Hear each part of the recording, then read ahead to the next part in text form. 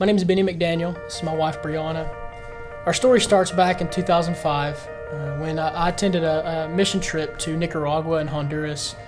And God just began to change my heart and my mind on what it looked like to be on mission and to be on call for the Great Commission. And God just began to move in me in a different way than I've never experienced. And then Brianna. Mine starts in 2006.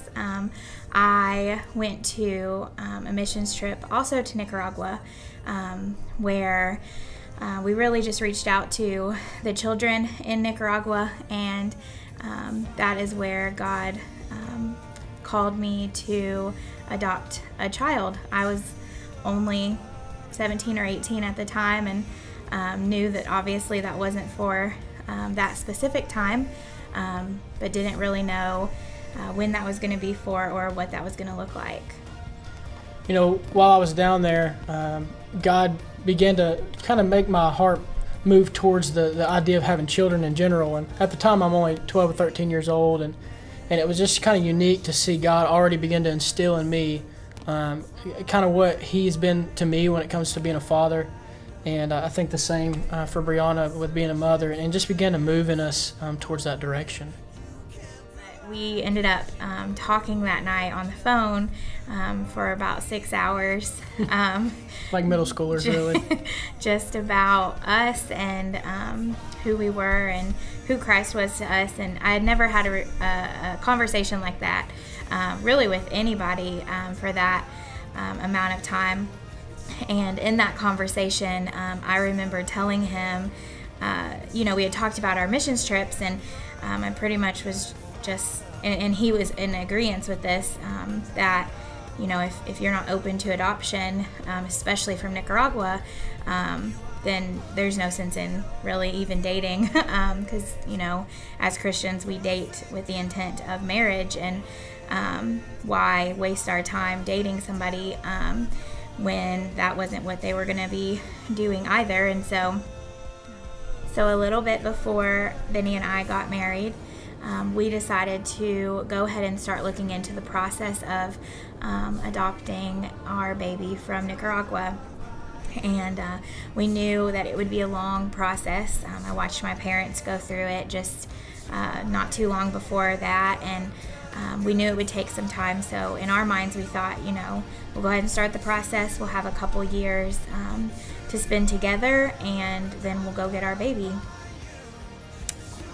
Not too long after that, we kind of just were heartbroken when we found out that the process to do that became a little bit harder and just kind of out of our reach. And kind of that whole, this is kind of something we based our relationship off of, and this has got to happen, kind of just got torn away from us. And there was that question of, okay, now what, God? Now what's in it for us now? What's your calling for our life when it comes to adoption?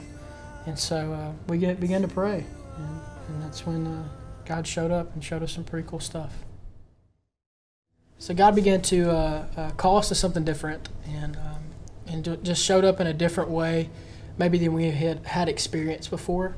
And it was so strange and new to us that we began to pray together and without anybody else, and just began to let it be us and Jesus for a little while. And we really felt like God was calling us to foster care, and it was new, and it was something that we really doubted, because we had been called to adoption and been called to something else for so long, even when we hadn't even met yet. And so as we began to pray, we kind of became selfish and just said, God, put the dew on the ground and not on the blanket, and on the blanket not on the ground, as the story in the Bible goes. And God began to answer some pretty radical prayers, I think. And one of those prayers literally was, God, send us a sign, show us that we need to do foster care. And so, I don't know, I guess you can tell on our way home. Well, our first home was actually in the middle of nothing. We lived on a street that had other houses on it, but before you got to our street, the closest neighbors were like cows. There was nothing there, and so it was strange that this would be in this location anyway. But we were on our way home, and we turned on our dead-end road, and in the neighbor's yard, there was a sign that said, become a foster parent. And it was like a few houses down from our house. And it couldn't have been any more clear, but as Christians, of course, we're always like, well, maybe that's not exactly what God is wanting. And so we still continued to pray about it, which is funny now, but at the time, that's all we thought to do. And at that point, our prayers turned around a little bit, and was more of, we're going to move forward with this, and if it's not what you have for us, to close the door. But if you are just opening up the doors in front of us, then we're willing to walk through them. So eventually, I guess we got over our selfishness and just said, okay, God, if this is what you want, we'll move forward with it. And so we did our training and all the paperwork, and they do a home study. They come in, look at your home, make sure it's safe for kids, make sure, I guess, there's no knives on the floor and weird stuff. And so it was a process. And about 7 to 8 weeks, we began just really seeking the Lord in the process of following through with what we felt like He was calling us to do. And we got close to finish and kind of getting excited, because this is really coming to fruition. We're really to a place where we could really have some kids in our home, and it won't be the empty bedrooms anymore. We actually decided to go ahead and start telling people, only a select few people, like our family and some close friends. We started telling them towards the beginning of our training, and I remember being so nervous because we had just gotten married. We'd only been married for like 8 or 9 months, and I thought people were going to think we were crazy. Which we kind of were, really. We were. We were. Because we were newly married. We really hadn't had time together yet. But we knew without a doubt that this is what God had for us. And that's right. One of the cool things in the process is that when you're newly married, you have fear too. We always hear, the first year of marriage is hardest. If you can make it past the first and the 5th year, you'll be great. But I think this really, in the midst of fighting for something, it also brought us closer together, because we had to work together for this. We had to pray together, and I remember nights just laying in bed together and us just thinking, man, we could have children in our home. Like, we have no idea how old they could be, and if it's going to be a boy or a girl, or if it's going to be what race, and we were just, it was the unknown. And so to be able to pray together and be able to look towards something new, God really just put us even closer together. Yeah. We actually, we were told towards the end of our training, we were almost certified, and what pushed us to finish was a little boy that was waiting for parents, and he was actually past all the foster care stuff. He was actually ready to be adopted, so that made us push really hard at the end to get finished. We got his room ready, we got his blankets and his clothes and his toys, and my sister-in-law, she went all out and gave all of her boys' toys to him, and his room was just full of stuff. We were ready for him, and then God closed that door, as we prayed for Him to do, to close the doors that we weren't supposed to walk through. And luckily, that little boy was able to stay with his birth family, with his grandmother. So that really worked out for them, which I'm so happy about. But I remember being so heartbroken at first, and I hadn't even met him yet. So, but I think it's what we needed to push through and just finish the classes and get certified. I remember being at work, and we're past the point of training at this point, and we're past the point of all the requirements, and we're at the point of, hey, any day now a child could walk through a door, and that's literally how it is sometimes. It's literally, hey, we're on our way, do you want this child? And there's an excitement in that, but there's nervousness. And I remember being at work and getting a text from Brianna saying, we got our babies. And so we called each other, And I said, oh, you're going to have to give me a little more than that. And so she begins to tell me it's these 2 little girls. And I'm like, hold on now. We went from a little boy to 2 little girls. And I'm a guy, so it's easy to take care of a guy. And I thought, I know what little boys like. You know, they like football and monster trucks. And so she begins to challenge me. And she says, God called us to this. He will shut the doors that need to be shut. I said, you're right. And so, you know, I'm thankful for a good wife who even challenges me. We actually told our foster care social worker at the beginning of everything that we give them, I guess, ages and stuff that we would be okay with. And because we were so young, we said 7 was our limit. We didn't really want to go older than 7.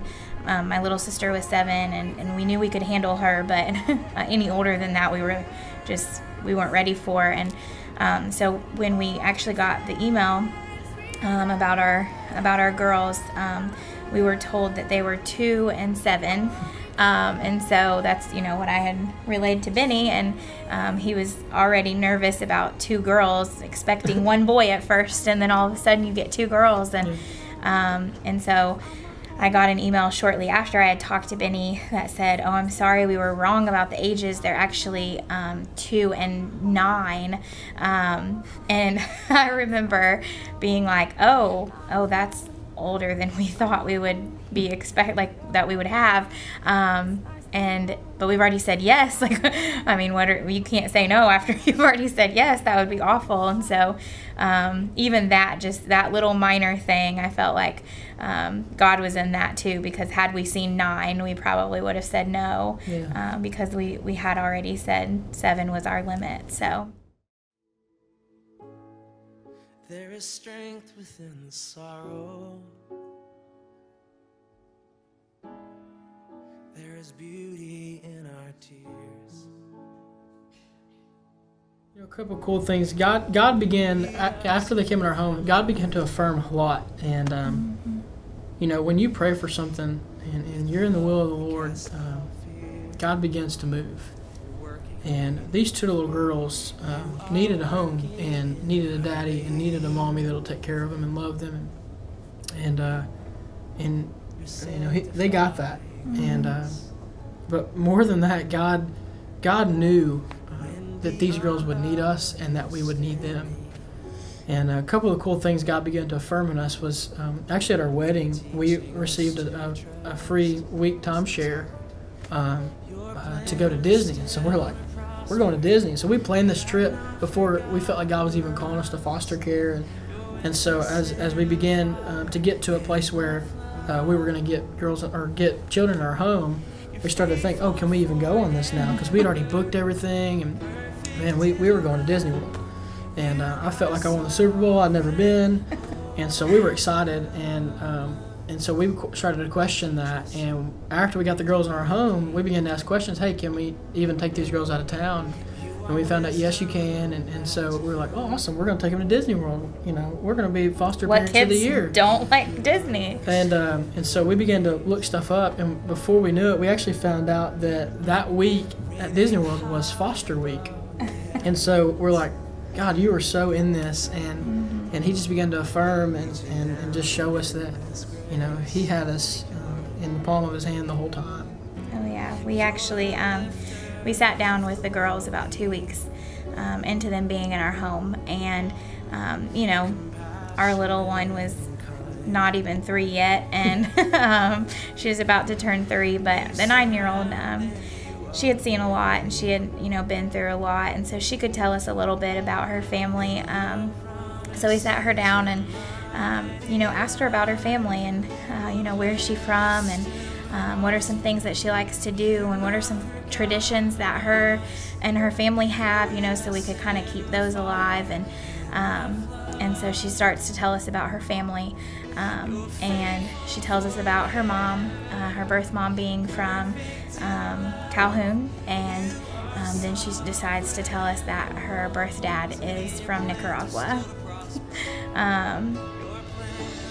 And it was in that moment that God confirmed that they were ours. They were ours, and that's why we were supposed to do foster care. We're for the girls. He kept true to his promises and gave us our Nicaraguan girls just through a different avenue than we had expected. It was a long journey, and it was a hard journey. We have had the girls in our home for 967 days. 967 days. And it has been 967 stressful days. Not a lot of moms understand the fear of someone knocking on your door and taking your children away. But we had to live that fear for 967 days. And that was an awful fear to have to live.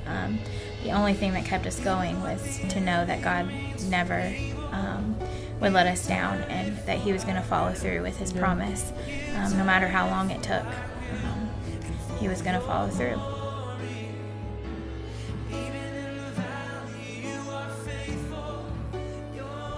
You know, when God calls you to something, you have two choices. You can either follow that calling, or you can run away from it. You know, it's easy to be fearful of what goes on in the world. It's easy to be fearful about what could happen in the midst of that. But I'm not fearful of what God is going to do anymore. Because we stand here today, and we know that 967 days have been tough. But as of this morning, May 4th, 2016, our girls aren't foster girls anymore. They're ours.